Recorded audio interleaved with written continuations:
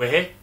We're here. Welcome to The Fix. With me, Aaron Mastani. I'm joined by the one and only Michael Walker. Good to be back. We're running slightly late because Michael had to have... This may look like Coca-Cola. Hey! It's actually tequila. Michael views, you know... It's only when it's live. When it's live, I need a bit of Dutch courage. So that's why we're a bit late. My apologies. This is The Fix. You may have heard of The Fix before. It's one of Navarra's magazine shows. Michael hosts it regularly every fortnight. Well, every fortnight for... We've never done more than 4 in a row. That was the plan. But then, of course, with the People's Landslide, as we called it, in Croydon a month ago, over the course of the last 5 days, we think it's really important now that Navarra does a regular show focusing on not just the Labour Party, but electoral politics within the context of a changing Britain. And that change is happening far more quickly and far more decisively than even we thought just a few weeks ago. So this is The Fix. And of course, we're responding this week to the general election results. We're now going to cut to an absolutely phenomenal video put together by Ealing Labour for Jeremy Corbyn. It says far more than we could communicate in 3 hours of video. So let's cut to that incredible montage. Would you like to apologise to Jeremy Corbyn? Because in February you said that the only way that he could save the Labour Party was by stepping down. Yeah, absolutely. I completely got it wrong. What do you make of what's happened? I mean, you and many others misjudged Jeremy Corbyn, didn't you? Jeremy Corbyn did vastly better than people had expected, than they had analysed. Everybody's having their words thrown back at them tonight, Mr. Woodcock. The words I want to throw back at you are, Labour is on course for a historic and catastrophic defeat. So what went right for Labour? Well, David, I have no idea. I do think as well that, that Jeremy Corbyn's onto something in relation to just how deep the austerity is going. So I don't think... I want to get over this whole sort of new, old, Blair, Brown, You were one of those who wanted to lead the Labour Party. What do you make of what's happened, and what lessons does it contain for people like you on the right or the centre of Labour? I mean, stunningly better result for Labour and Jeremy Corbyn than most expected, including me. I'm the first to admit. Jeremy deserves credit where credit's due. He mobilised young people. He connected with them. He then took that connection to motivation, mobilisation. The turnout of young people was brilliant. His idea, the Corbynite idea was, you know, Ed Miliband didn't energise people beyond the ordinary people who vote in elections. We can do that with a new message. And everybody outside of their group thought that was an eccentric theory, it wouldn't happen, and they were right, and we were wrong. You ran a campaign because you thought, you know, let's face it, he was a dead losses leader. Well, I was clearly wrong in feeling that Jeremy wouldn't be able to do this well, and I think he's proved me wrong and lots of people wrong, and I take my hat off to him.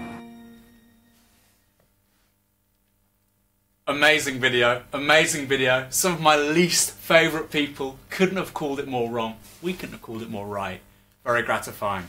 Anyway, enough of that, enough gloating, because we've got far bigger problems and tasks and dreams to pursue, which is forming the next government.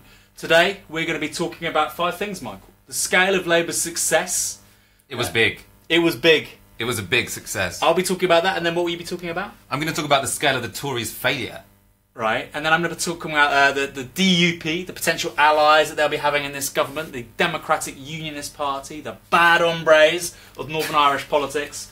And then we'll both be talking about the core group hostile. Core group hostile. What should we do with them? Yeah. Do we forgive and forget? What do you think? There's a nuanced position. Just wait for it. Wait for it. And then finally, 2 models of campaigning, which was effectively the Corbynites and the mainstream establishment Labour machine.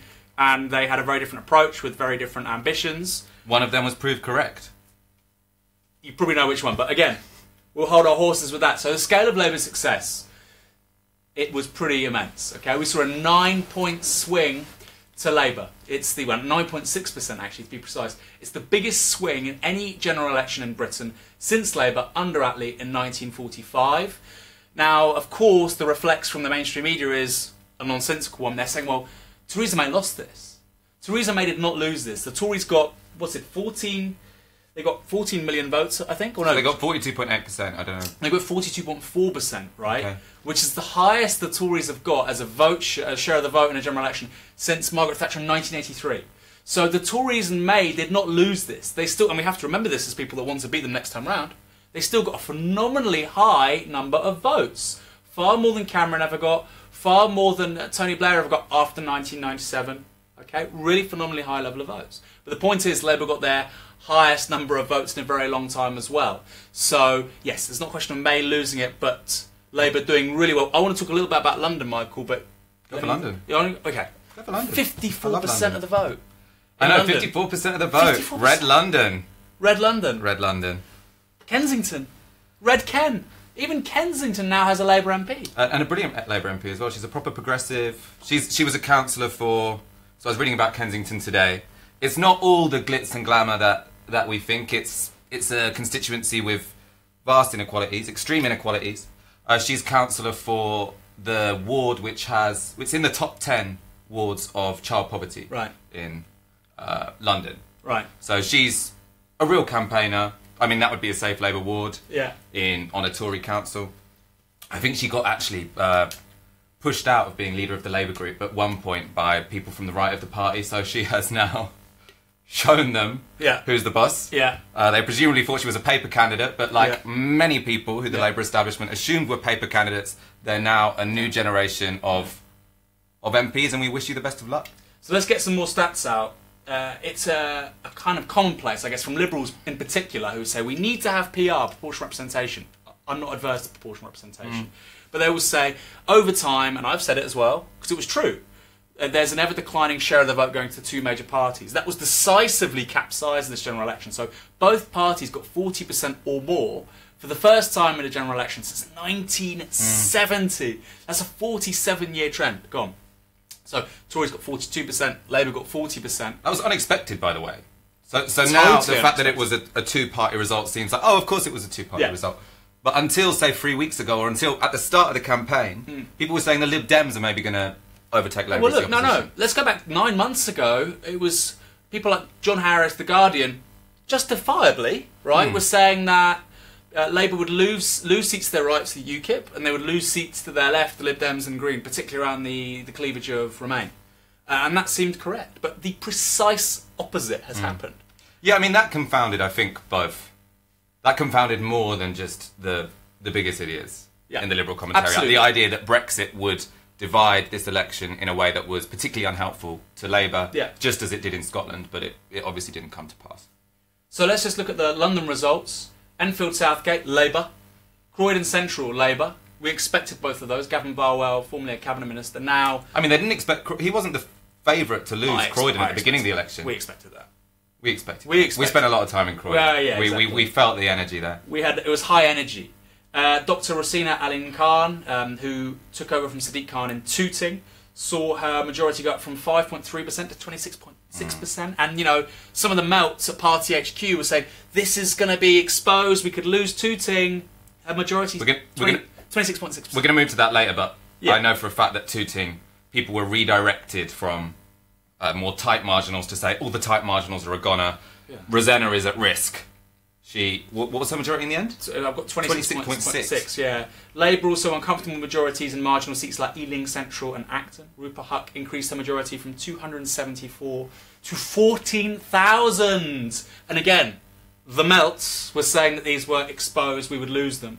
Justine Greening in Putney, this was not a target seat for Labour. Justine Greening, she had a majority previously of 10,000, it's now been whittled down to 1,500. And that tells you a broader story, actually, in London and elsewhere in the south, where all of a sudden Tory safe seats look super, super doable next time round. So is it Uxbridge and Ruislip, Boris Johnson's seat? Oh, is he under threat? Oh, yeah, totally. I knew Amber Rudd was under threat. She's obviously 200. We can beat her with just 200 more votes. I didn't know Boris Johnson was. That would be great. Uxbridge and South Ruislip.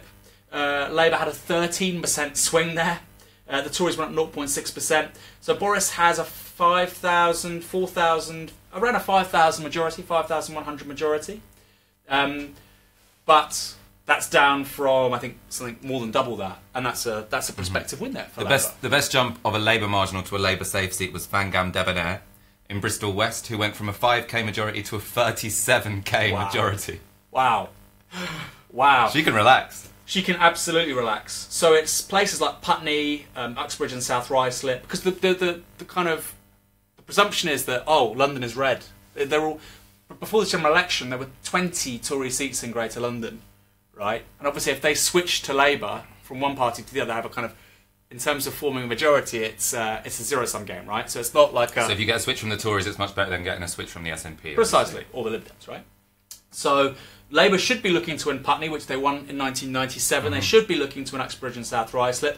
And they should be looking to win the City of London and Westminster, where Mark Field, the Tory candidate, saw his share of the vote go down 7.5%. The Labour candidate saw their share of the vote go up 11%.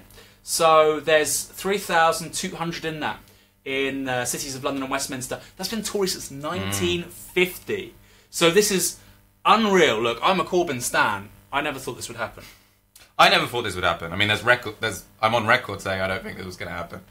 Incredible. To this extent. City of London, actually, they had the first Labour councillors elected, because they've got a weird council in the City of London. Right. It doesn't work like other ones. But it had never had a Labour councillor until, I think, last year, when a group of kind of Corbynite activists, new activists, did a really good community campaign, mobilising people on the estates there, because it's, again, like Kensington, it's not a purely rich zone, even though there's lots of wealthy people that live there or work there. A lot of the wealthier people aren't necessarily British nationals, or they're empty homes, so it can be a bit misleading, actually, can't it?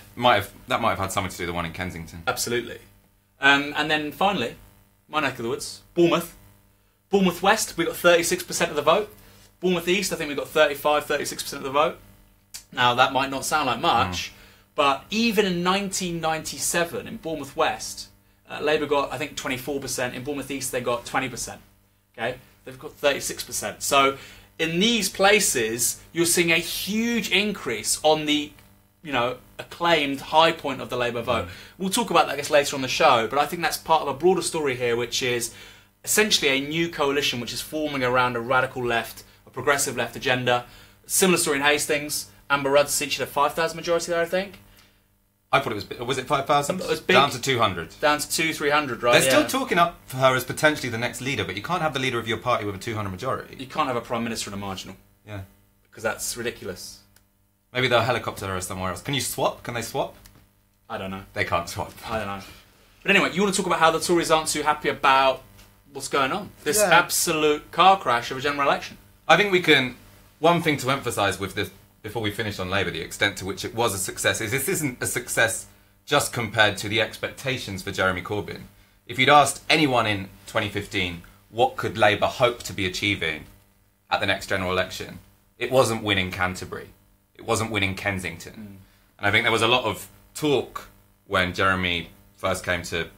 or when in the first Corbyn campaign was that a radical left-wing leader can build a new coalition out of non-voters.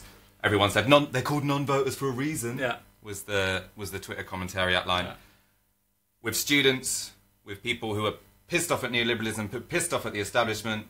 And until about 3 weeks ago, I mean, even I doubted that coalition was going to come together. Which is what Obama had in sort of 2008, 2012, right? It was minorities, the young and women, all voted decisively. 2008 is the first time that basically middle-aged white American men didn't decide the president. Was in 2008, because actually they overwhelmingly voted for John McCain, the Republican nominee.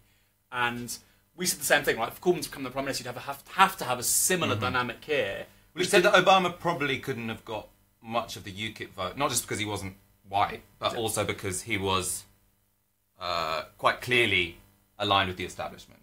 He was a bit of a Macron figure in the way that what he was offering was a new, hopeful vision, not quite a break with the state. Plus that racial cleavage in the US is a bit different to anything over here, right? I mean, it's significantly different. Well, it's more important electorally because you have more BAME people. Yeah. The Tories. No, I mean the Tories, as in the second point. You want to talk about that? Yeah. Or no? Yes. Go on, carry on about the BAME people. Sorry, go on. No. We'll go on to the Tories. I didn't understand your last point. I didn't know what you were referring to. Oh, right. It's more that you're saying the racial cleavage is different in America to here. Well, I mean, it was the fundaments of American capitalism are built on slavery. Okay. And, an oppressed racial minority. So we can say ours is on imperialism. Well, no, absolutely, but it wasn't at home, right? We were screwing over brown and black people the other side of the world. It's a bit different. We'll move on to the Tories.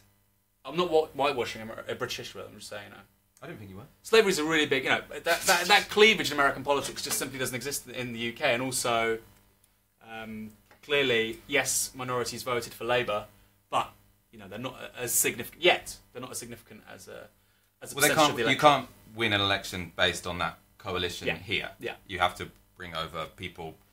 Well, I mean, I think people voted for Obama on a class basis, but you have to have a campaign that's specifically talking about class as well, which Corbyn did and Obama didn't really do. Yeah. We're going to talk about the failure of the Tories. Of course, they came out with more seats, but they lost a majority which no one expected. Theresa May called this election on her terms, with the backing of the entire establishment, the backing of every single newspaper unwilling to criticise her. She was expecting a majority of over 100. And we have a hung parliament. She lost 13 seats.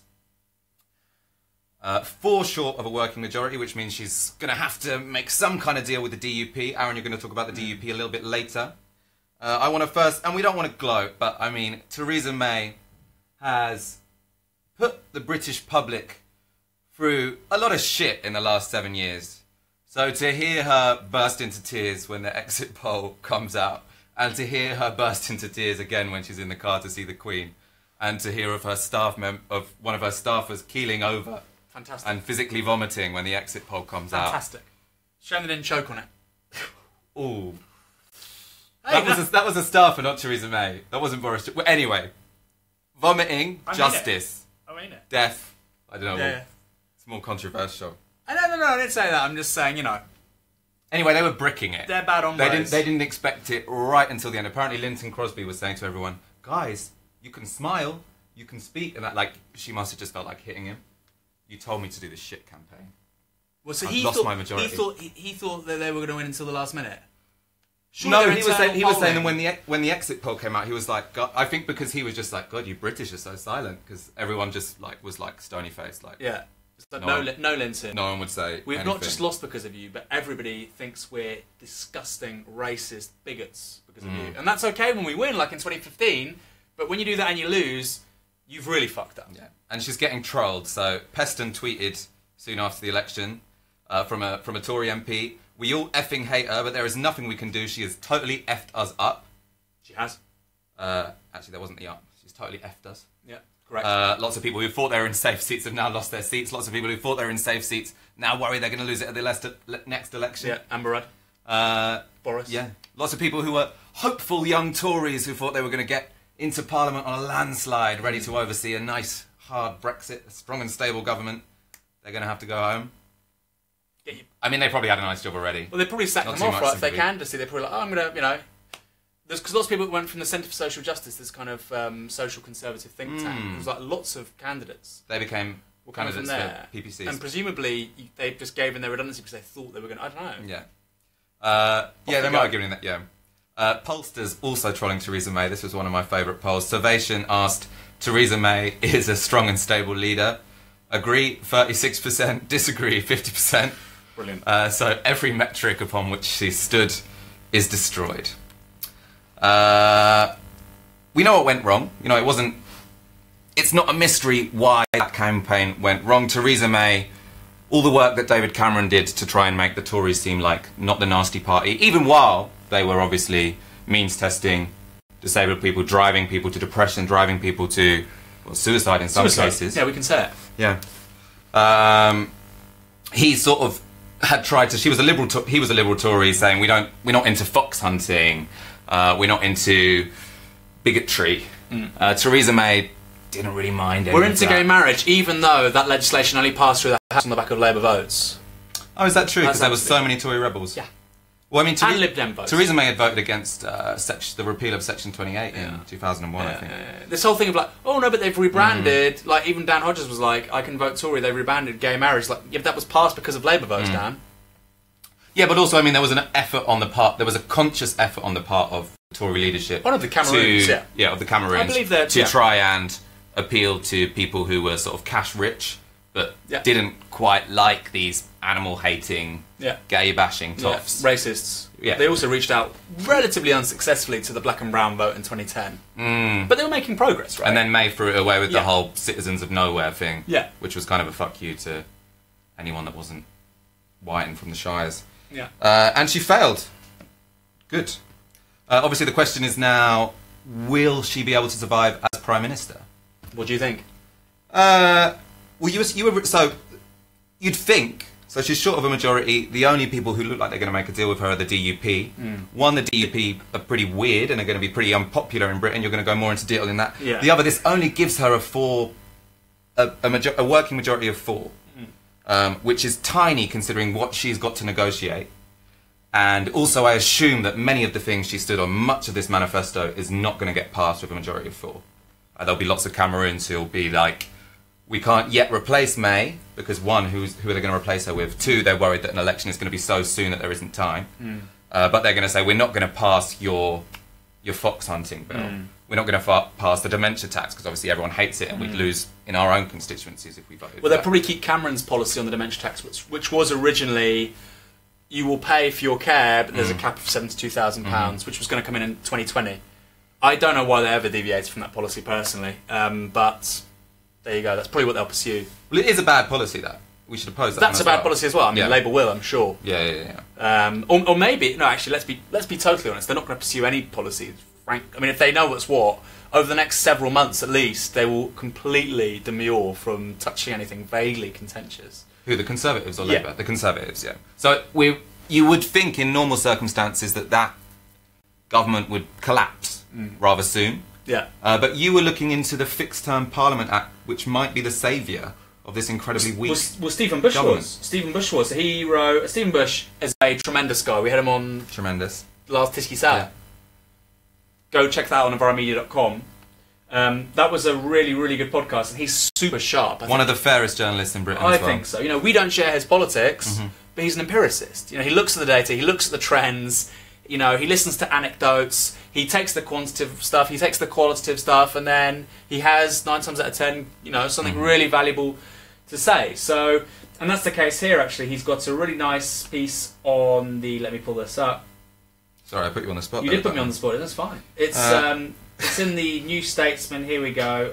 Oh, I've got one. Here we go. Yeah, it's here we go. Here's the quote. Thanks to the Fixed Term Parliaments Act, confidence votes have been explicitly drawn to exclude votes on the budget or the Queen's speech. So this isn't necessarily... Well, this isn't. It's not a coalition.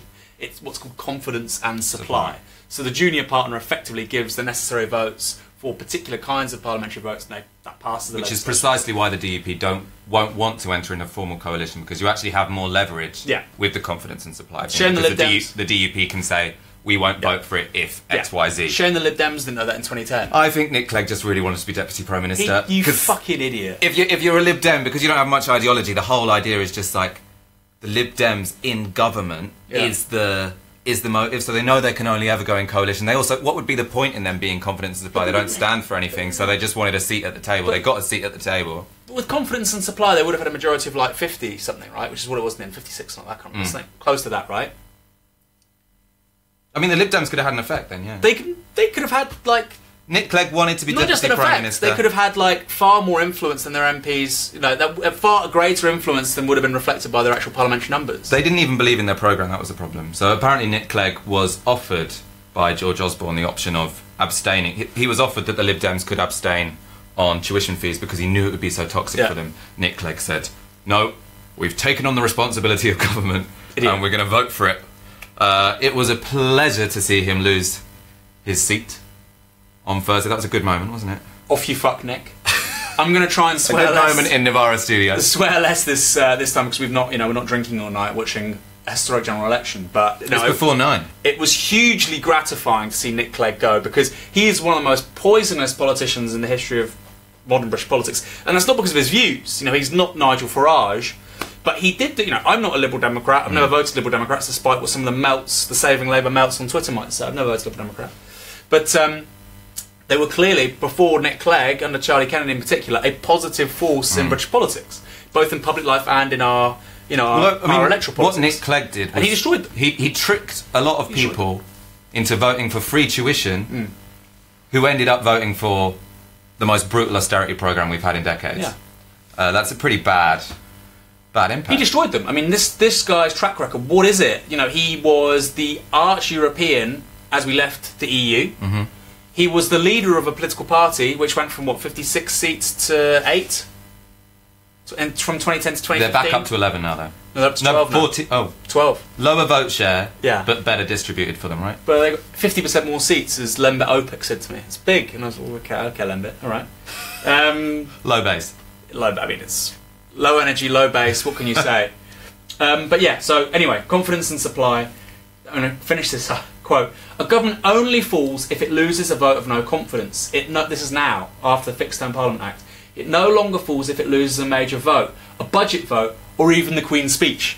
So even if they can't get through a Queen's speech or a budget speech through the House of Commons, the government still stays there. And constitutionally, I don't know what that means. Stephen Bush would be eminently more qualified than I will be to know what that means. But there's no real precedent for this. So, well, I suppose then you have that wouldn't. You can't pass a Queen's speech. That wouldn't bring her down constitutionally. She wouldn't be obliged to call a general election. So she has an option of either being a lame duck prime minister for 5 years, what'd you do? Or just choosing to call it, right? What would you do? I mean, I don't know how would you pass legislation? I don't understand. You can't. No, you can't. But I mean, what? So what? I think constitutionally, it just means that.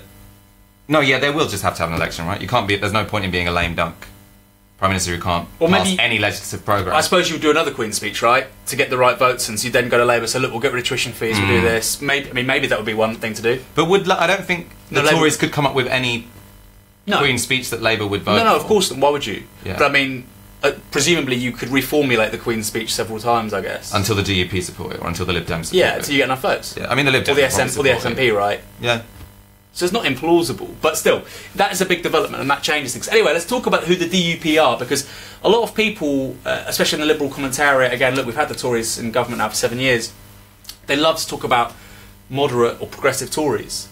And these are the Tories that, like you said, oversaw massive austerity, making people with severe disabilities work. They've presided over an unprecedented decline in living standards. People can't get good housing.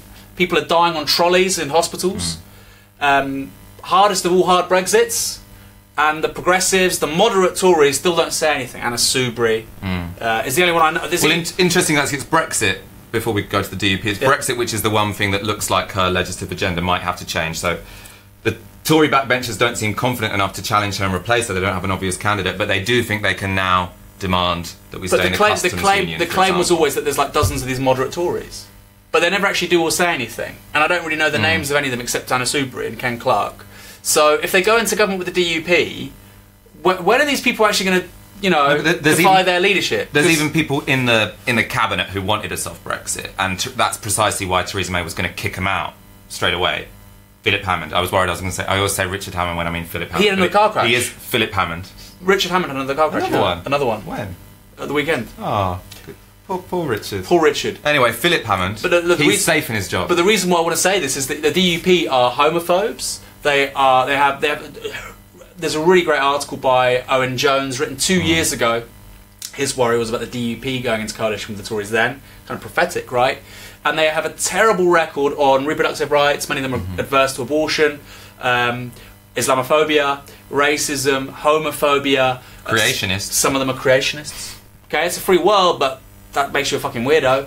So these moderate Tories are now about to enter a sort of, a compact with the most unhinged, weirdest people in British politics, with remarkably marginal and rather wacky ideas, and they're still not popping up. So maybe, if you're like reaching out to these moderate Tories and you're a Liberal, maybe have a word with yourself and think, oh, actually, maybe they're not that moderate after all. Maybe they just want power. Well, there was, who's leader of Scottish Conservatives? I should know this. Ruth Davidson. Ruth Davidson said, I won't tolerate it if a coalition with the DUP comes with any infringements on LGBT rights. I can't remember what Tory it was, but I think he's a cabinet minister, came out and said to the newspapers, don't worry, there won't be any kind of compromise on gay rights. We may well have a vote on lowering the term limit for abortions, but it's like, ooh, that's not going to go down well with the British public. No, exactly. The British public have no appetite for a vote on reducing the term limits of abortions. The British public is socially liberal, right? That's why they had to do the gay marriage thing, even though they lost lots of members as a result of that. But they knew it was imperative for them in terms of, seizing power. Well, I think that was actually probably the key misreading that Theresa May made, which is she thought Brexit proved that the British public weren't actually socially liberal. She thought Brexit proved that the British public was overwhelmingly conservative. And it turned out, I mean, even to my surprise, to some degree, that Brexit vote was much more about an anti-establishment vote than many people at first thought. Definitely including Theresa May. So she thought she could go with the conservatism, mop everyone up. People actually didn't like neoliberalism. They actually didn't like toffs. Bit them in the ass. Yeah, I think the socially conservative thing doesn't really... they've tried and they've tried and they've tried. It was actually a key part of the Thatcherite project as well, but fundamentally there's not that appetite for it amongst the British people. So, we're going to talk about... we've done the DUP. We've talked about this phenomenal general election. We're going to talk about... Labour MPs. Core group hostile. Core group hostile. Coming back into the fold. Yeah, so we've had a bunch of mea culpas. Is that how you pronounce it? Mea culpa? I've never made one. Wouldn't know. No, you made one when you changed your mind on Brexit. It wasn't a mea culpa because I did it ahead of time, didn't I? Yeah, but you campaigned for it for 3 months. I didn't campaign for it for 3 months. I made a few videos. I wasn't on a boat with Nigel Farage. You were on a boat with Nigel Farage, all right. Okay, I can see that you've probably never made a mea culpa. Circumstance changed. Anyway, you're one of the few people that don't need to make one this time round. You called it. That's true. No, I'm just thinking, actually, I did make a mea culpa. It was 2015, I said we hung Parliament. Oh, okay. And I mean, that was a bandwagon thing. But for me, that was you just say it every time until you get it right. No, but that for me was a big lesson, because you saw 2015, it was like, hung Parliament, it was like, cheap. Yeah. And then I thought this time round, and you saw it with Trump, and you think, hey look, maybe this whole thing where you repeat what you heard from the last fucking person, maybe that's not the best way to, comment on politics. Yeah. Maybe you could look at the data and come to your own conclusions. Which is what I did. Which is why I got everything right. He's a free thinker. Yeah. It's good. Mea culpas. Okay, so you saw them at the beginning of this show. We had Owen Smith. We had a lot of commentators. But I mean, in terms of the Labour MPs, a few of them have come out and said, we were wrong, we'll do what we need to do. Wes Streeting's actually become quite chirpy on Twitter. He's suddenly become a bit more pleasant. Is he not calling Jeremy Corbyn an anti-Semite anymore? No, he's now... that's helpful, isn't it, Wes? That's helpful. His majority increased by a long way. Good. It's loads and loads of momentum, people pounding the doorsteps for that guy who's been trying to undermine the project they believe in for 2 years.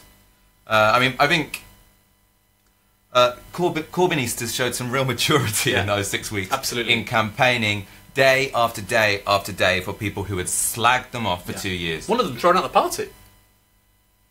They were campaigning. Wanting them thrown out the party, yeah, exactly. Neil Sorry, I Coyle thought you said one of them thrown out the party. No, Neil Coyle and I don't know about Wales, but a lot of these people wanted momentum expelled. They wanted these new members expelled, disenfranchised, disqualified. John Woodcock said, even if we won a majority, I wouldn't vote for Jeremy Corbyn to be Prime Minister.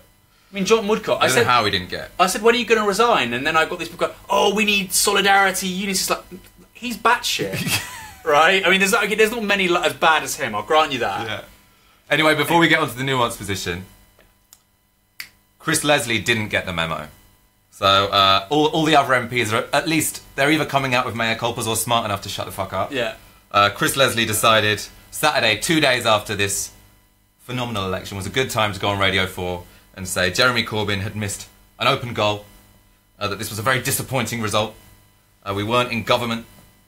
Before we give our reactions, Clive Lewis, he's back in the game, and I hope we're going to get his reaction now. I think Chris Leslie is a sad, lonely, bitter man, and if he doesn't have the ability to be able to acknowledge that this wasn't the perfect result, but nonetheless it was a fantastic result in terms of what it has the potential to be, then, I feel very sorry for him. I think he's an isolated individual in the PLP. I don't think, from what I know, anyone else has joined up to join and add to his voice. I think he will be an isolated character within the party, and I think ultimately he should understand that there will be no truck for people like him to carry on being disloyal. What he needs to do is to actually get behind the leadership of this party. It's earned the right to lead. Jeremy Corbyn and the top team have earned the right to lead, and he should actually have a little bit of respect. And I think ultimately, if he doesn't, then he's going to be in a pretty difficult place.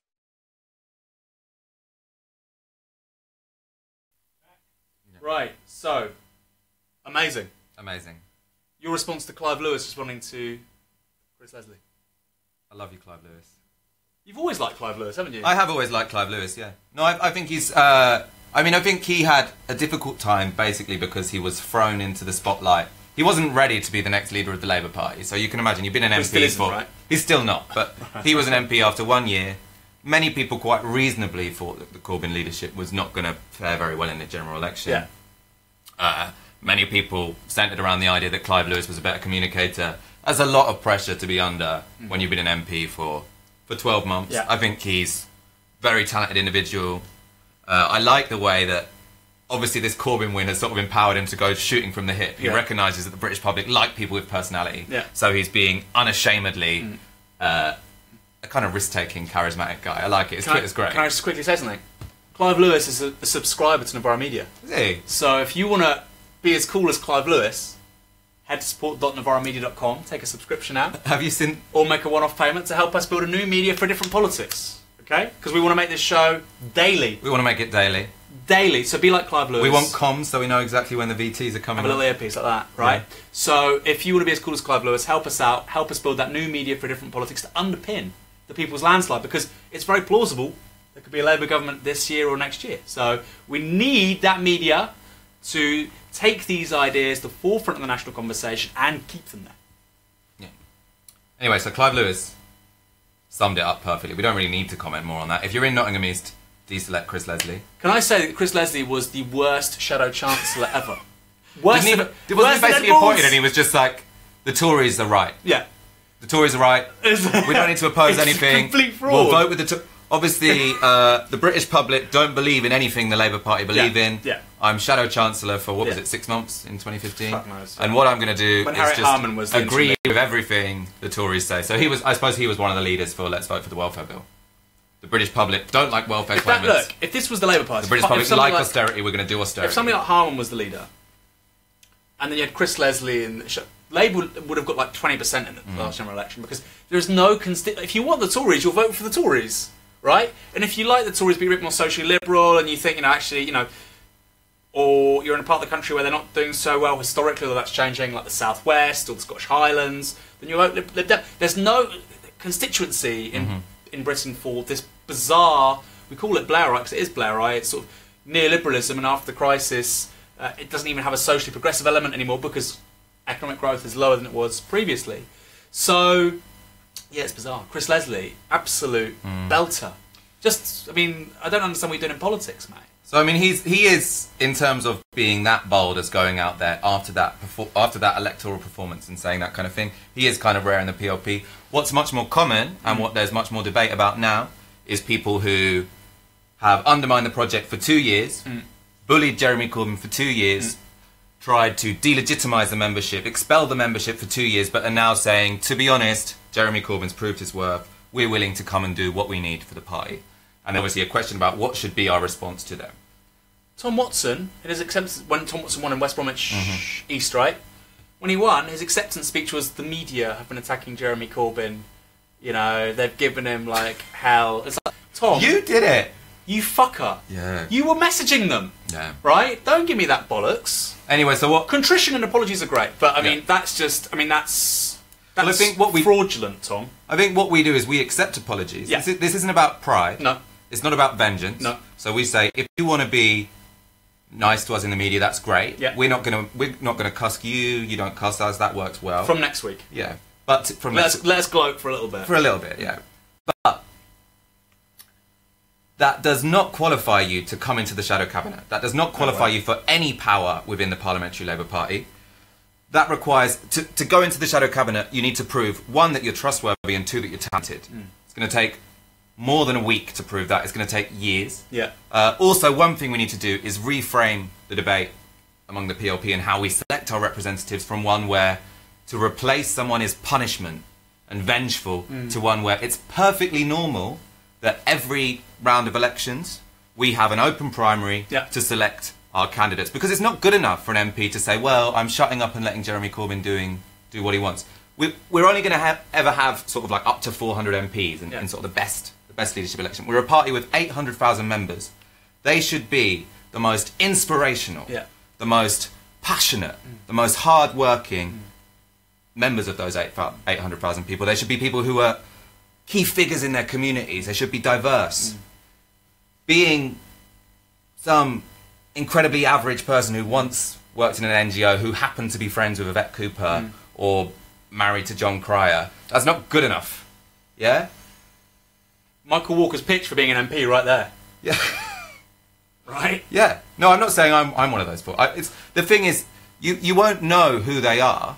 And the whole point of a democratic process isn't for you to get the already chosen 400 people into those positions. It's to say, by having an open democratic process, that's how you discover who the best people are. Because the best people to be in those positions are the people who can inspire people to vote. Can I say one more thing as well? So at the NEC, the National Executive Committee chose all of our candidates this time round. And even for the people who were selected, and it looks to us like it's nepotism. They were selected because they knew this person, or married to this person, or friends with this person, or this person's brother. Maybe they are great candidates. Maybe they're going to be phenomenal public servants.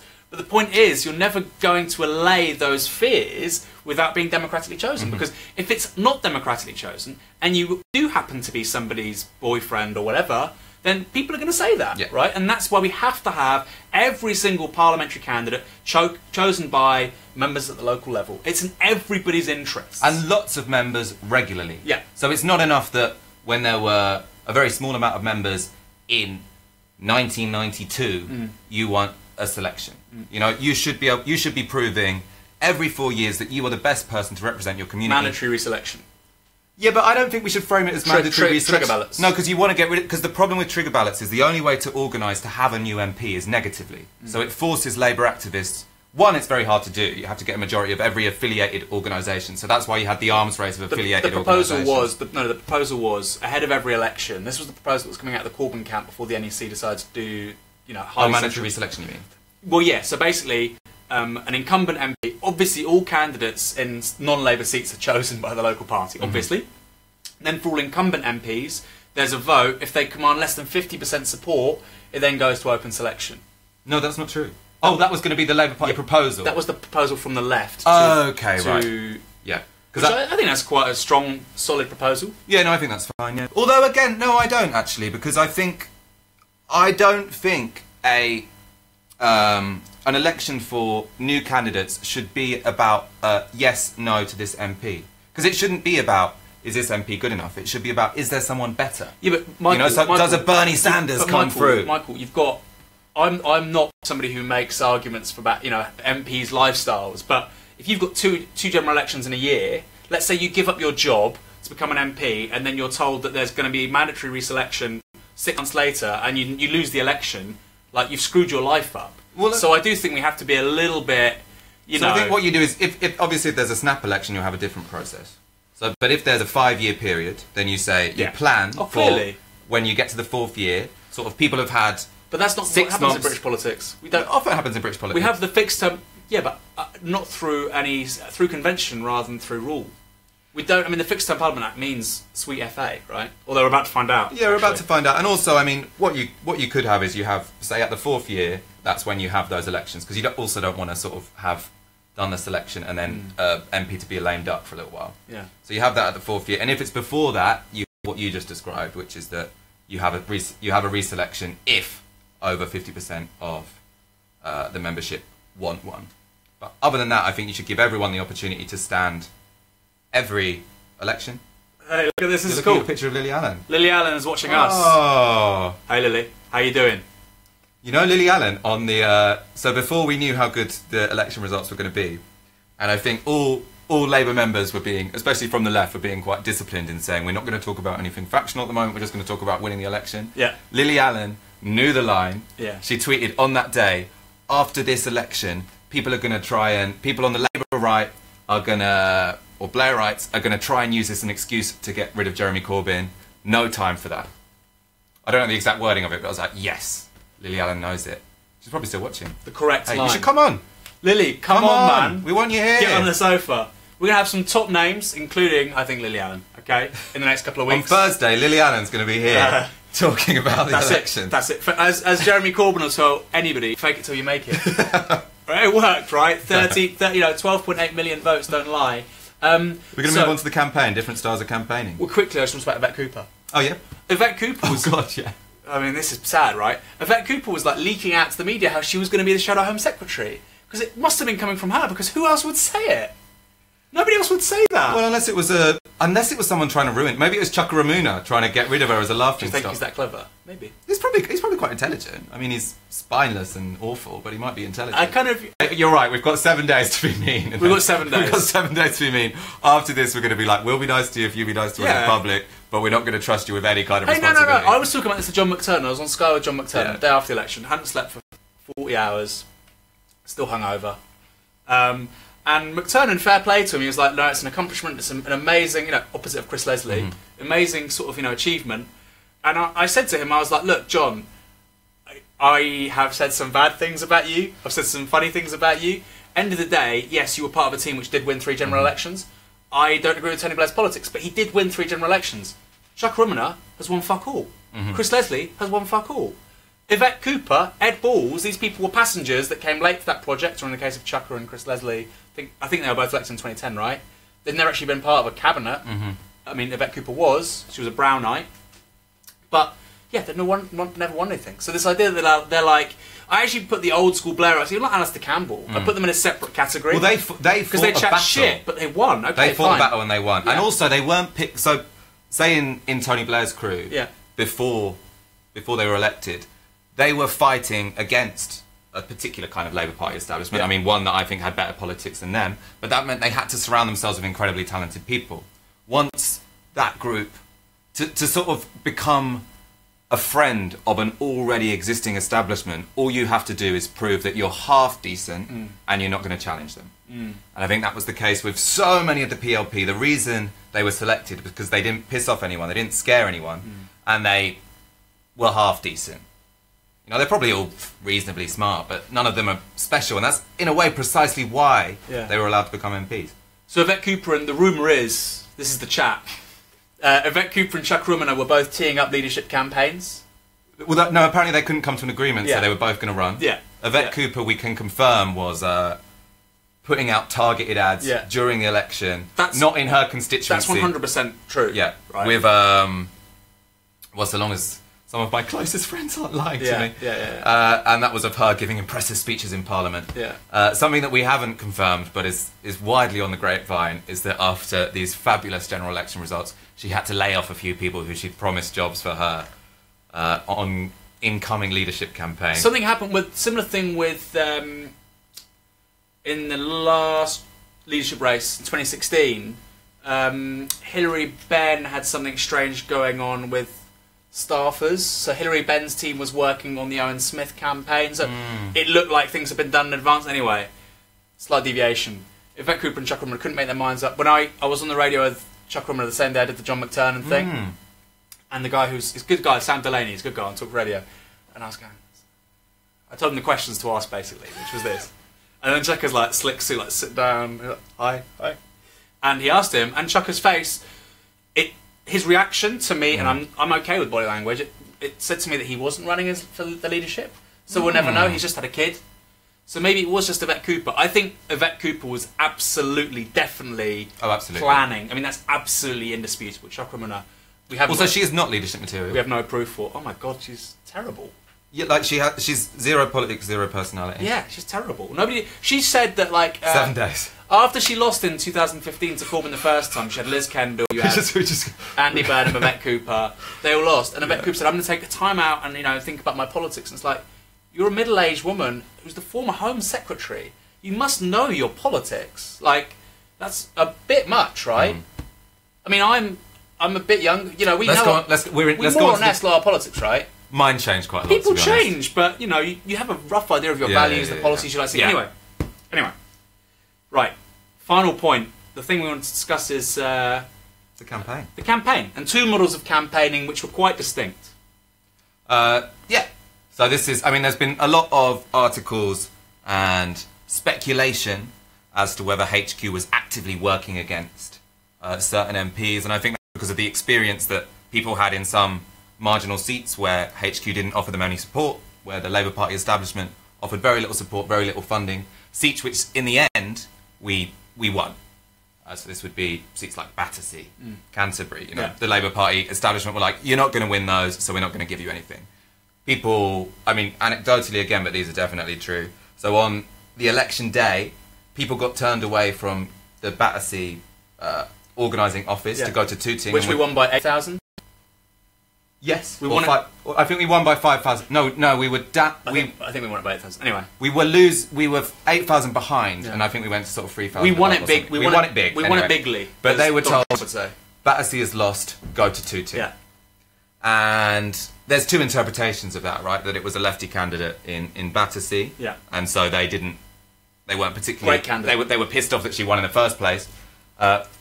One of the reasons any lefties, anyone with interesting politics actually managed to get through those selections by the NEC was because they thought they couldn't win. Yeah. So actually we have a bunch of fabulous MPs in place who would never have been able to stand if the Labour Party establishment thought we would have an election result as good as we actually had. The other interpretation, which is less sinister, is basically that the Labour Party was so negative about our prospects that they really did think we couldn't win any seat that we didn't already have a majority of 8,000. So they sent everyone to what turned out to be incredibly safe seats, took out all the resources from what were either Labour marginals that we had or marginals that we wanted, and that probably cost us quite a lot of seats because they called it wrong. I think two things contribute to Labour not winning actually a majority, and we should say this. There's not a Labour government today getting rid of tuition fees, implementing a £10 minimum wage, building 500,000 council houses. Two big reasons. The fact we didn't have democratic elected candidates, right? Because this is an era of populism. So guess what? Your candidates have to be popular. I've got news for you. You can't have some fucking talentless melt who can't finish a sentence as an MP. It's an age of populism, okay? Secondly is, the defunding of marginals and trying to move resources effectively to save seats where, surprise, surprise, moderates tended to be MPs. Also, there was two fundamentally different models of campaigning as well. So I often found this when I did the formal Labour Party canvassing, is it's very, very conservative. It's sort of based, small c obviously, so it's based on retaining your vote. So you try and find out who you think is your vote, and then you really just try and make sure they turn out. You have very little time for persuasion. Yeah, it's a bullshit They're kind of basically. averse to doing anything publicly in case you remind someone who's not going to vote Labour to vote. Yeah. So it's like to try and keep the election basically a secret. And don't discuss like ideology. Don't discuss ideology because it's a bit risky. Don't persuade Maybe members people. don't understand it. Maybe they won't like it. Persuasion! Yeah? And that's why the Labour Party establishment, to be honest, thought they were going to do worse than they did, because they were doing a very conservative campaign, looking at who did we ID in 2015 as Labour candidates, seeing that not all of them were going to vote Labour this time, and that to them spelt disaster. What they couldn't recognise was there was a whole section of society who'd never been ID'd before, or who voted for a different party before, or who didn't vote before, who this time were planning to come out and vote Labour. And that's where the rallies came in, right? So that's where Jeremy Corbyn going around the country, doing huge rallies.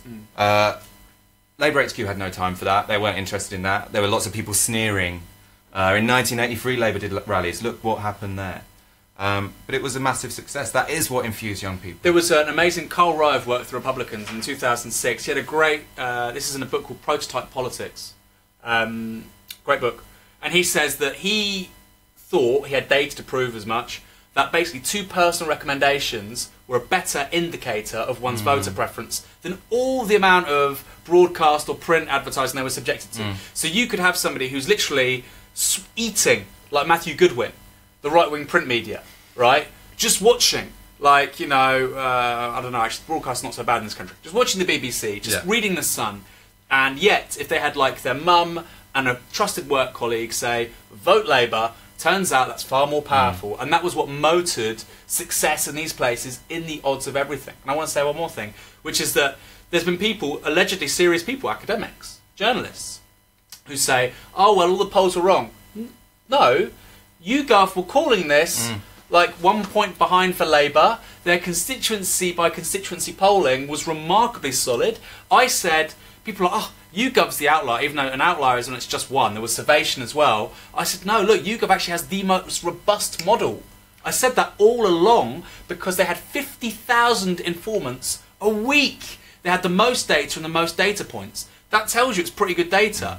But because we've got so many fucking gormless influencers and opinion makers in this country, like, they were like, oh no, it's wrong because I don't agree with it, rather than it's wrong because it's a small sample, or it's not a reliable company. YouGov's a hugely reliable company. It had a huge amount of data. It used predictive modelling, which is very, very robust. It was there, right? And Labour's pollster, BMG. I don't know who It's internal. Labour's internal polling said that Labour would get like 35, 36, 34%. So they need to be fucking fired. First of all, get them out of the fucking gaff. £50 million turnover a year to hire people who are shit at their jobs. And this is something we need to talk about where... Because Jane Merrick was saying it on Twitter with the Journalist 5 about this. God. Yeah? No, we have to talk about this before we finish, right? Yeah. We've got maybe 10 minutes left, I guess. I don't know. Well, we'll carry on for another 10, 15 minutes. We started a bit late. My apologies for that again. Yeah, we've got 10 more minutes. Yeah. And they'll say, how could you ask Labour staffers to be fired? They're workers. Yeah, but they're fucking shit at what they do for work. So they do need to fuck off. Not all of them. Not all of them. Not all of them. Yeah, I mean, it's also, it's not just about... it's about, are you... The Labour Party isn't just a job, it's a project. Right. You know, it's a privilege to work for the Labour Party. Yeah. It's a privilege to be in Parliament and represent the Labour Party. Yeah. And also, this is a fucking important project, which is to try and give representation to ordinary people so that we can have a better life. The underrepresented. And if actually. you're got to form out of your skin. And if you're going to occupy that position, take that wage, but also stop someone else being in that position, and you're actively undermining a project that could create a beautiful future for us. If you have no interest in trying to persuade non-voters to vote, if you have no interest in those rallies that inspired people, if you have no interest in being ambitious about what seats you target, probably you should make way for someone who does. It's not a job creation scheme, right? It's not a job creation scheme. It's not workfare for Oxford graduates, right? Which is what journalists seem to think. I'm in the NUJ. It's also what they think what the comment section of newspapers is as well. I'm in the NUJ. I'm a member of the NUJ. But I recognise that the Guardian is not workfare for posh people, which they seem to think it is. I'm not saying that anybody should be. I am saying people should. I can go. Let's start with the people who should be fired from the Guardian: Martin Kettle, David Aronovich, Nick Cohen. They should all be fired because they're terrible at their jobs and they're just so dull and they have no original opinions. I've got to be honest, right? I've got to be honest. And BMG should be fired. I mean, it's similar. And BMG should be fired because they're bad at their job. Yeah. To look at it in a more, I suppose, like holistic way, which is potentially like a positive way of looking at it in terms of are you good or not good at your job. It's the fact that the Labour Party for so long and the commentariat for so long has been drawn from such an insular, homogenous section of society that they've got everything wrong for the last few years. It's amazing how much has changed in the last 2 years. So they've maybe got things kind of right until 2015. Now, since then, they've got, not kind of right, but it wasn't obviously wrong. Since then, everything they believed, it's because it was still under the surface, right? It still hadn't had that electoral explosion. The BNP got 1 million votes in the 2009 European election. I mean, things have been going strange. I mean, it got super weird. But I mean, now they've basically what I'm saying is that now they've been proved wrong. It's been proved that everything they've been saying and everything they all agreed on and what was absolutely the accepted wisdom was that Labour were going to crash, people are ultimately centrist, Hillary was going to win, Remain was going to win, and they thought they were the people in tune with ordinary people when they so clearly weren't. And that's why you need new generations of people writing for The Guardian. Not necessarily, it's not about age, it's about you want people from different sections of society with different bits of knowledge. Yeah, so we are going to watch, this is a Momentum video, 7.7 million views. According to Momentum, the activist group that played a key role in Mr Corbyn's election as Labour leader in 2015. Mr Corbyn. Mr Corbyn, the Right Honourable Mr Corbyn is in the Privy Council. Its election videos were watched by nearly 13 million unique users on Facebook, including 9.8 million in the UK, more than 22% of the site's British users. So Momentum leveraged new media in a remarkable way, despite the fact that they only spent £2,000 on Facebook advertising compared to the Tories spending £1 million. So let's watch this phenomenal video by Momentum. I thought it was the funniest thing I watched in a very long time.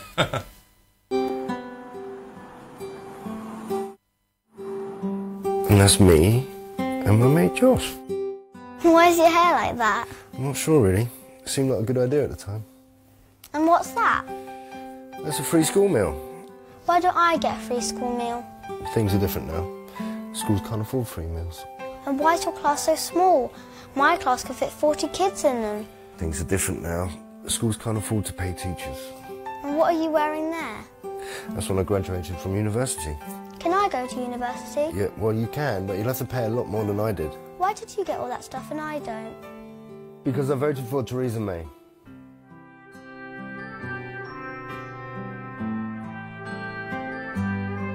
Dad, do you hate me? Obviously.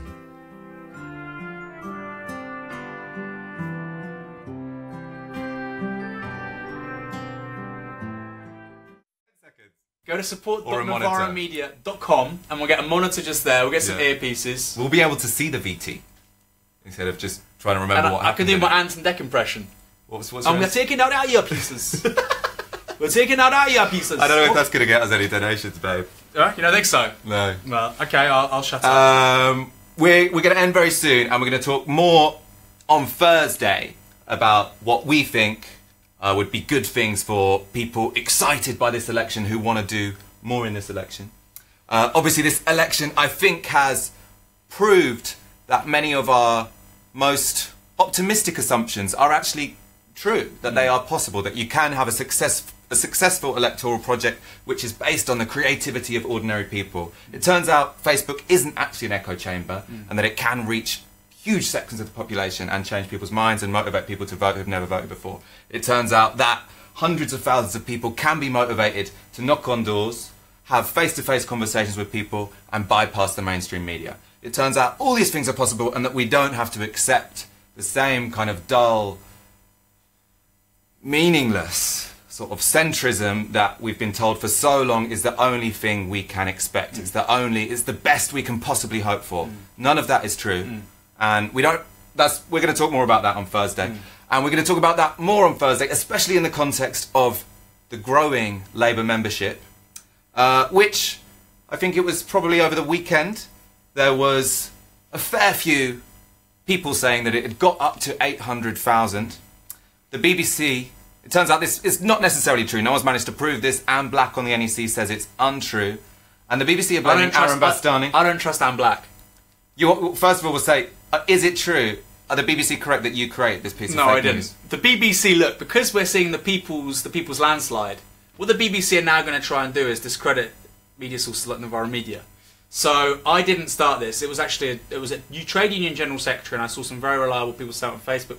It may be incorrect, fine, but I didn't start it. It also may be true, actually, yeah, because no one's proved it true or false. No, I mean, also, yeah, we don't have... The figures come out sort of intermittently, right? So, the member of the NEC, Anne Black, who, by the way, voted for people to pay £25 to be able to vote at last summer's leadership election. Not necessarily an ally. She's not necessarily an ally. She's saying that 25,000 people have joined since the start of the general election. I don't believe that either. I think it's clearly much higher. Seems very low. Anecdotally, from what I've heard from particular areas, so like Hull North has added 100 people since the general election started, 40 since the polling day. Wow. So, and that's Hull North, right? These are places where Labour's meant to be dying on its arse. So there's like 650 constituencies. I hate doing maths on air. 650 times 40. That's since polling day. Yeah, but that's what people were saying. It's that'd be 24,000. Yeah. That'd be 24,000. Oh, so that is since polling day. So what did Anne Black say? 25,000 since the election started. Okay, all right. 7 weeks ago. Yeah. I mean that may be atypical. That may be atypical, right? Either way, but we'll find out soon enough. I did not start this. The BBC is spreading fake news. Fake news. I'm not. I didn't start. Fake news. I tweeted it because I saw other people say it, but it was tweeted by. Originally, it was shared on Facebook by Richard Bergen, and it was shared by Dave Ward, who is the Secretary General of a major trade union, right? The CWU. So decent source. These are pretty robust. If you can't retweet Dave Ward, they're pretty robust sources. So let's see. I actually think it'll go higher than 800,000. It'll go higher. It'll go much higher than 800,000. I think before the end of the year. It will go higher than 800,000. And what we need to be building on is how to make sure that those people who join the Labour Party feel infused, feel able, feel empowered to continue some of the brilliant campaigning that has been going on so far, and to demand better from the Labour Party than we have seen so far from the broader establishment of the Labour Party. And I think that's probably enough to talk about today, right? We'll go for that on Thursday. I think that's it. Anything more you want to say? I think we're done. We'll go back on Thursday. Back on Thursday. We'll be live at 8 p.m. Probably at 8 p.m. Or maybe 7 p.m. We'll go at 8 p.m. We'll go 8 p.m. We'll go 8 p.m. 8 p.m. on Thursday. We're going to have to obviously experiment. Ideally, we'll be doing shows every night with guests, with a monitor, with earpieces. So to help us do that, Go to support.novaramedia.com. We'll see you on Thursday. See you on Thursday. See you later.